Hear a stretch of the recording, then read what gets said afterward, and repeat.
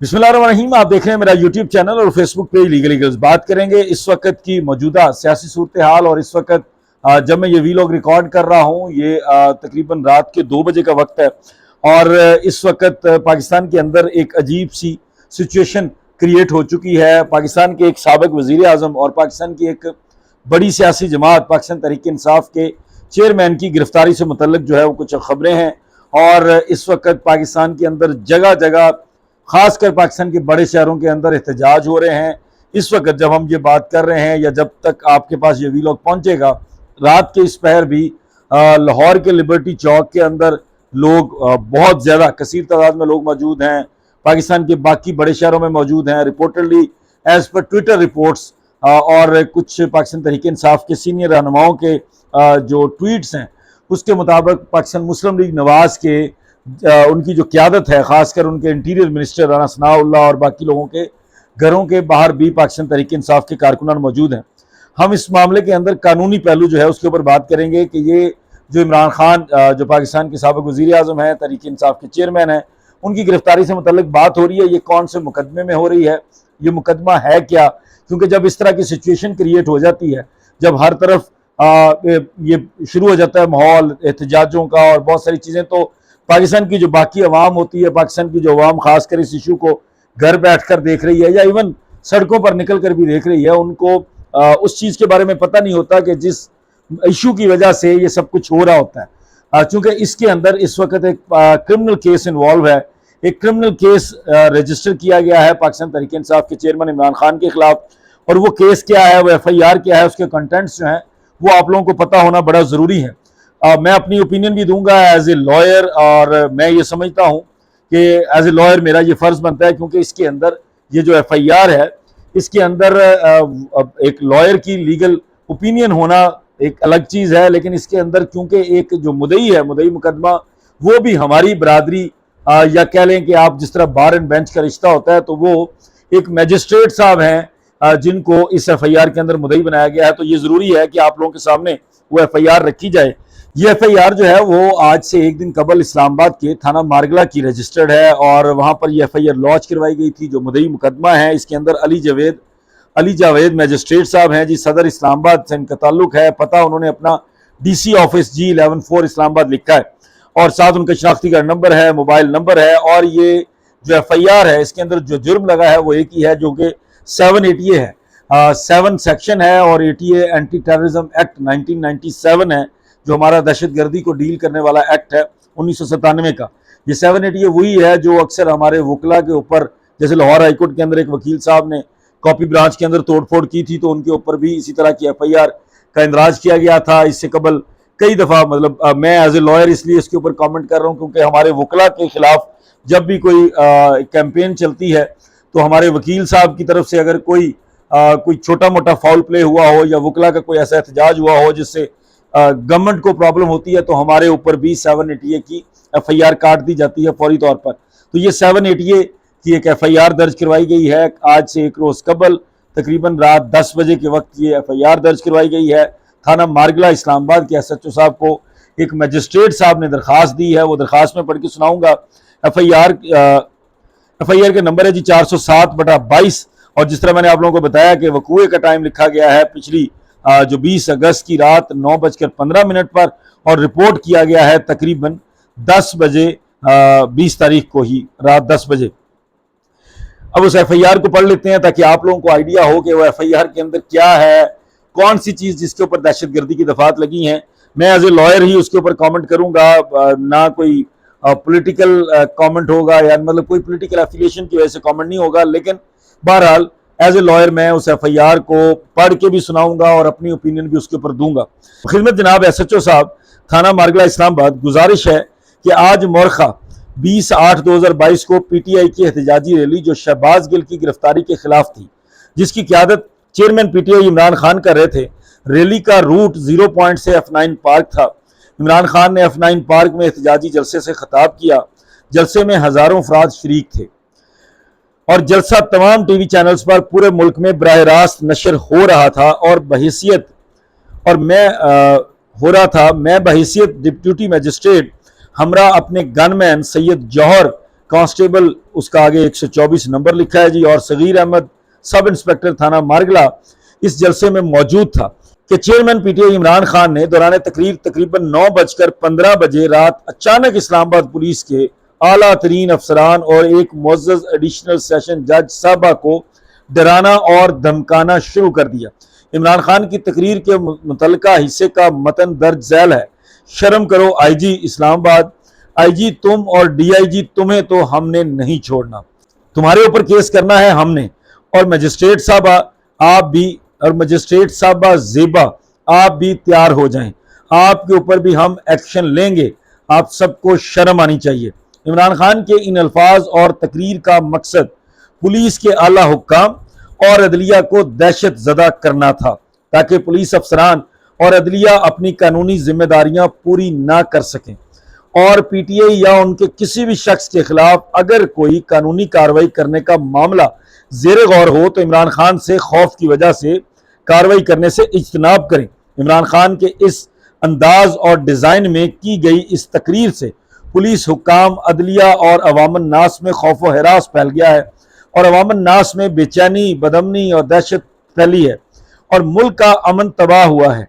लिहाजा मेरी आपसे दरख्वास्त है कि इस्लामाबाद पुलिस के आला अफसरान और अदलिया को डराने और धमकाने और मुल्क में इंतशार व दहशत फैलाने के जराइम में मुलजम के खिलाफ कानूनी कार्रवाई की जाए और करार वाकई सजा दिलवाई जाए।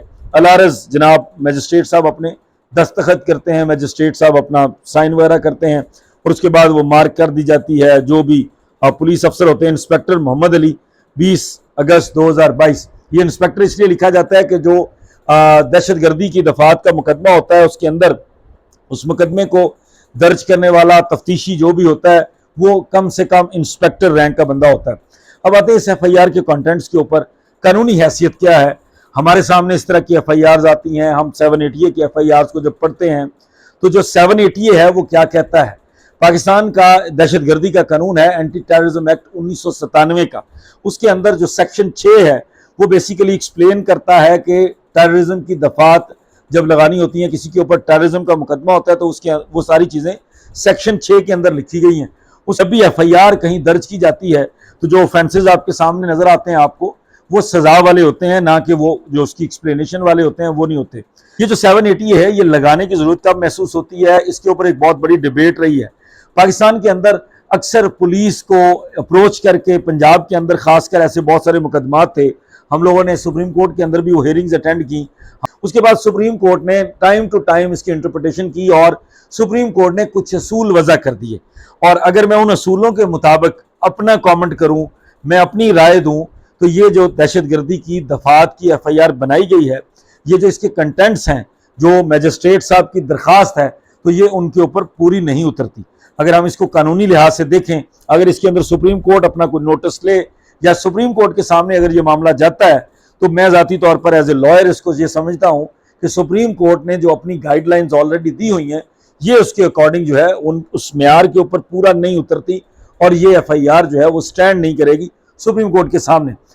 जो पुलिस के खिलाफ, पुलिस के अफसरान के खिलाफ, पब्लिक ऑफिस होल्डर्स के खिलाफ या किसी जज साहब के खिलाफ किसी किस्म के रिमार्क्स होते हैं और खासकर अगर उसके अंदर किसी ने ये कहा हो कि मैं आपके ऊपर केस करूंगा, हमने आपको छोड़ना नहीं, हम आपके ऊपर केस करेंगे, किसी को जान की धमकी नहीं दी, किसी को जान से मारने की धमकी, उसको नुकसान पहुंचाने की धमकी नहीं दी, बल्कि आप अगर उस धमकी के ऊपर गौर करें तो जो एफआईआर के कंटेंट्स हैं, क्योंकि एफआईआर तो मजिस्ट्रेट साहब ने खुद अपना इस्तिगासा लिख के दिया, एसएचओ साहब ने उसको पढ़ा, जो भी उनकी आपस में डील हुई उसके ऊपर वो एफआईआर हो गई।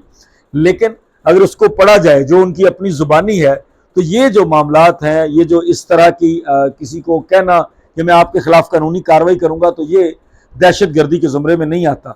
हम आए दिन हमारी अदालतों के अंदर अगर कोई पुलिस वाला हमारा काम नहीं करता, जो जायज़ काम जो उसको ड्यूटी दी गई है वो नहीं करता, तो हम उसके खिलाफ केस दायर कर देते हैं, हम तौहीन अदालत दायर कर लेते हैं अगर वो अदालत का फैसला नहीं मान रहा। अगर वो किसी किस्म की इलीगैलिटी करता है तो हम यकीनी तौर पर, जो हमारा मतलब होता है कि हम उसको नहीं छोड़ेंगे, तो उसका मतलब होता है हम उसके ऊपर केस करेंगे। और अगर इमरान खान की वर्डिंग जो कि इसके अंदर उस मजिस्ट्रेट साहब ने खुद लिखी है, वो मजिस्ट्रेट साहब की अपनी उस इस्तिगासा की एप्लीकेशन के अकॉर्डिंग भी इमरान खान की जो सिर्फ धमकी थी वो लोगों को, वो उन लोगों को, उन अफसरान को यही थी कि मैं आपके ऊपर केस करूंगा, हम कानूनी तौर पर आपको नहीं छोड़ेंगे। और ऐसी चीजों से अवाम के अंदर कोई खौफ और दहशत नहीं फैलता। जहां अवाम के अंदर खौफ और दहशत ना फैले तो सुप्रीम कोर्ट की भी यही गाइडलाइंस हैं और हमारा कानून भी यही कहता है कि फिर आप दहशतगर्दी दफात का मुकदमा दर्ज नहीं कर सकते जब तक अवाम को उससे डायरेक्टली कोई थ्रेट नहीं होता। सेकेंडली, इस मुकदमे को देखने के लिए यह देखना जरूरी होता है कि वो जो भी एक्ट हुआ है, जो उस एक्ट को करने वाला बंदा है, जिस तरह इसके अंदर इमरान खान है, इमरान खान की इंटेंशन देखना बड़ा जरूरी है।